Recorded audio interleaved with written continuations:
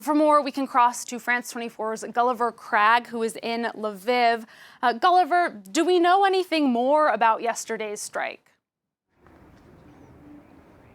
Well, it's been clear that foreign volunteers who'd come to Ukraine to fight alongside the Ukrainian armed forces were at the Yavoriv training base, and that was one of the centres for them to group together before being sent further to frontline areas. But we don't have any confirmation of any of them being injured or killed. Some colleagues from BuzzFeed spoke to some of them who said that they felt sure that none of their foreign colleagues were injured or killed, but the Ukrainian authorities have not released the identities of the 35 people who were killed, so we can't be 100% sure of that. Something that we perhaps didn't stress enough yesterday is that this Yavoriv training base, apart from being the main centre for training in cooperation with Ukraine's foreign allies, NATO allies, it's also right on the route from the Rzeszów airport in Poland, where the United States has set up a large logistical base and where it's thought that weapons coming in from abroad to help Ukraine are coming in. So you can see why this base would be a target. But Ukrainian experts say that perhaps the Ukrainians just simply didn't think that, at least so soon, this base with such a big international significance would be targeted, because it would seem like such a provocative act from the Russian Federation to target something so close to the Polish border and where it was known that foreigners were present.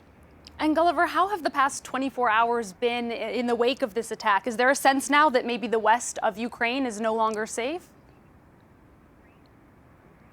Well, the air raid sirens went off in Lviv and in other parts of western Ukraine again overnight. A little earlier this time, it was around 2:30 a.m. In the morning, though, there were no confirmations of any attacks in Lviv region. The Yavoriv base does not seem to have been targeted again, but there was an attack 180 kilometers to the east of here in the town of Rivne, which is perhaps upping the ante in a sense, because it was the TV tower in Rivne that was targeted. According to the region's governor, the TV signal has been interrupted, but they're quickly putting into place a plan B to restore the TV signal. But as far as I'm aware, that would be the first apparent deliberate targeting of a civilian target anywhere west of the Zhytomyr region. So the sort of targeting of non-strictly military targets seems to be creeping westward. But I do think it's important to stress that for the moment in western Ukraine, there's been very little targeting, very little civilian infrastructure or civilians suffering compared to the massive bombardment and clearly very deliberate bombardment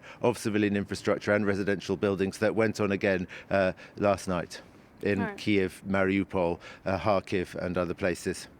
All right, Gulliver Cragg, thank you very much for that update from Lviv in the west of Ukraine.